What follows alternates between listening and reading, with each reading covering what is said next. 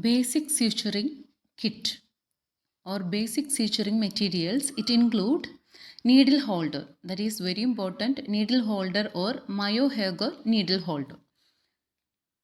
It is used to hold suturing needle for closing wounds during suturing and surgical procedure. And the one is mosquito forceps curved, that is used to hold the tissues. Then iris scissors in order to cut the suturing materials after suturing.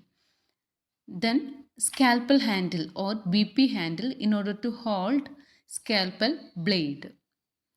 The scalpel blade that is used for incisions. Then Adson cockers or Adson's forceps, it is used for holding and manipulating delicate tissues. There are two types of needles we are used in suturing set, that is cutting needle and round needle. Cutting needle, it can be easily identified while observing the tip of the needle.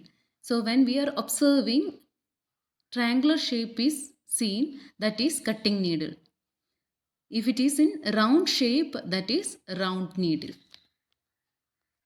There are different materials that is used for suturing, that is absorbable sutures and non-absorbable sutures. Absorbable sutures include chromic, catgut, vicryl, monocryl, etc. Non-absorbable sutures include silk, then ethylone, etc. So it is available in 20, 30, 40. That is the different size and shape of this suturing materials.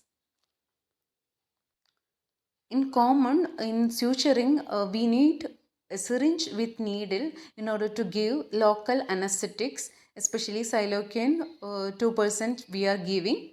Then a suturing material with a round or cutting needle. Then scalpel blade or BP handle in order to hold the scalpel blade.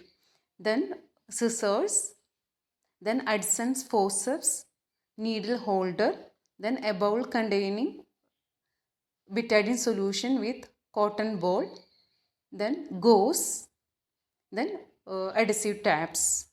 These all are the materials needed for suturing